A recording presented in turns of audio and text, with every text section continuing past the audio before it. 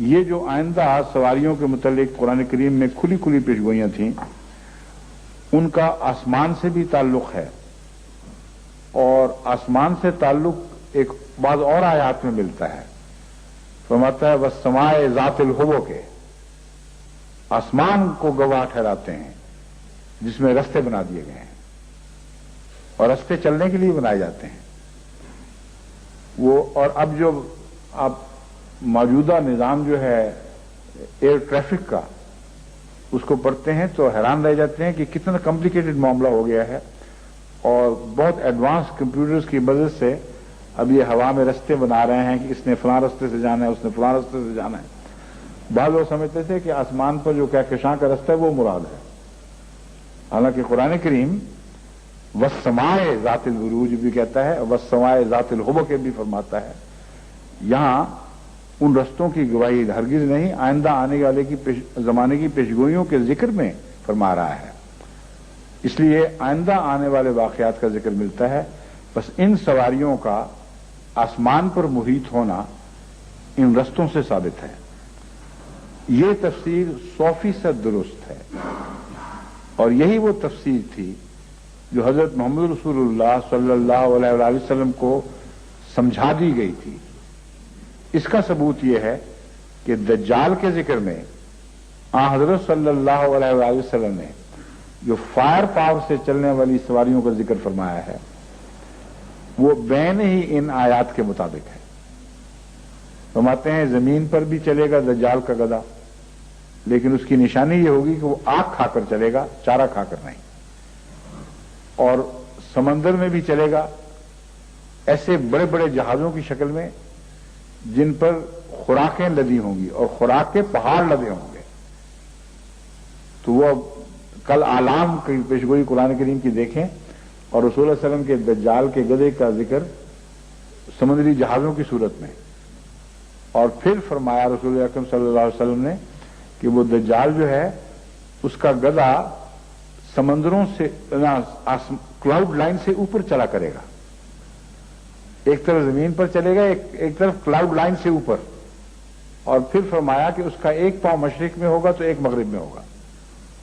اب یہ جتنے جہاز اٹھتے ہیں مشرق سے اور مغرب میں لینڈ کرتے ہیں، مثال ہے دونوں طرف جا رہے ہیں، لیکن رخ زیادہ تر مغربی ملکوں کی طرف ہی ہے۔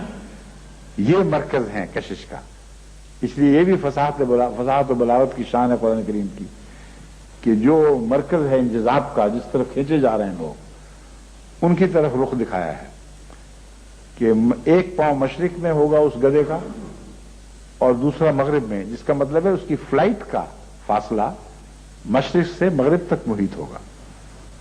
تو ایک ہی لفظ ہے چھوٹا سا، وہ ما یرکبون مثلہم ما یرکبون یا لا تعلمون والی پیشگوئی ہے،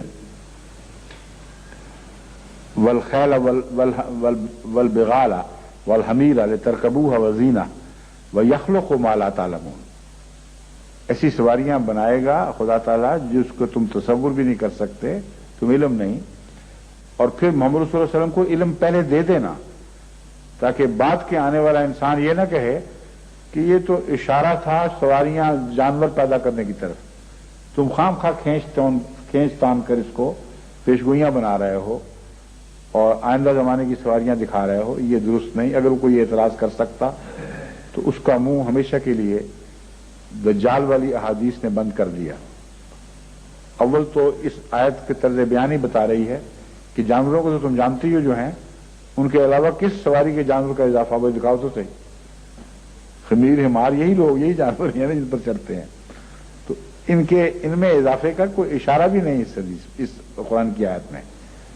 سواریوں کے عجیب و غریب ہونے کا، جن کا انسان اس زمانے کا انسان تصور نہیں مان سکتا تھا، جس کا کوئی ان کو علم نہیں تھا، اس کی پیشگوئی ہے، اور اس کی تائید میں وہ احادیث جو آگ کھا کر چلنے والی سواریوں سے تعلق رکھتی ہیں وہ اس پر روشنی ڈالتی ہیں۔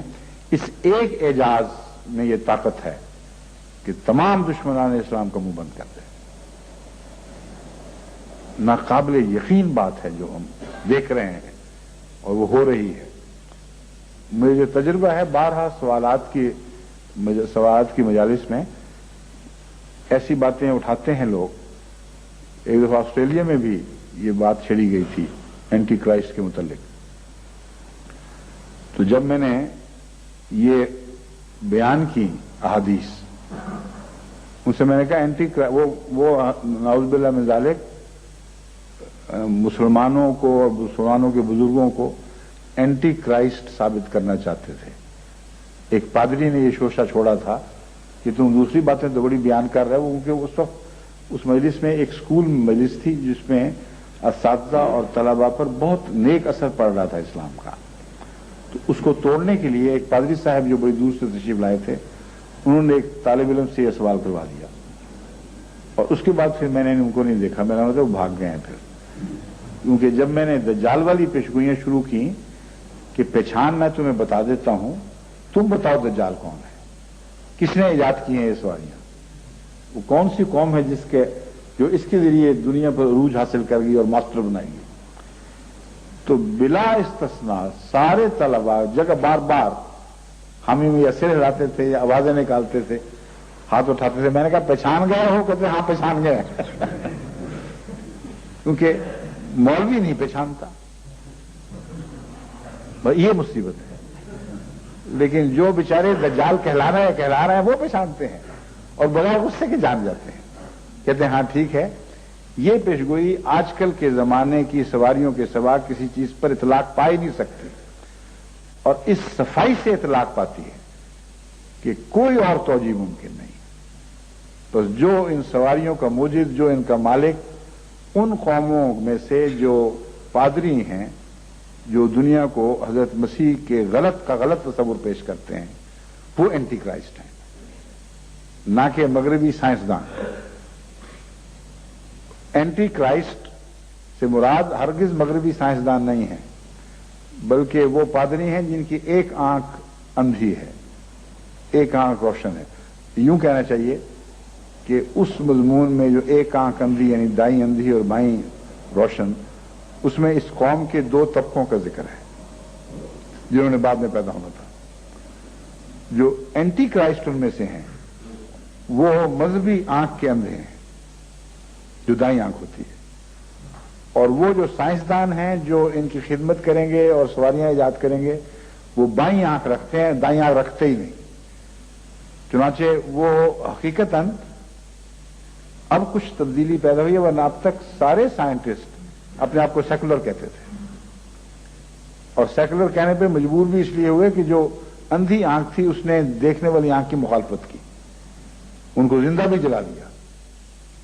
तो ये माना ज्यादा सही बैठता है दज्जाल की तस्वीर का कि उस जमाने में जो कौमें होंगी, जो असल कौम है बड़ी जिसको दुनिया पर अरूज हासिल होगा, वो ईसाई कौम होगी। ईसाई कौम के दो हिस्से होंगे, एक हिस्सा वो जो गहरी फिरासत रखता होगा और जेर जमीन पाताल तक नजर रखता होगा, और वो राज जो दुनिया से मख्फी हैं वो उनके खोज निकालेगा और अजीब अजीब इजादात करेगा। मगर वो बाईं आंख है जो रोशन है, जिसका मतलब है वो सेकुलर लोग हैं, उनका मजहब से कोई ताल्लुक नहीं। उसी कौम का एक तबका जो दरअसल एंटी क्राइस्ट है, वो उस जमाने के पादरी हैं जिन्होंने हजरत ईसा अलैहिस्सलाम का गलत तस्वुर पेश करके ईसाइयत को शदीद नुकसान पहुंचाया है। बस एंटी क्राइस्ट इन मानों में कि बज़ाहिर वो हजरत ईसा की तायद कर रहे होंगे, मगर ऐसे फर्जी तस्वुर पेश करेंगे कि उसकी वजह से बाइबल को शदीद नुकसान, हजरत ईसा की जात को शदीद नुकसान पहुंचाए।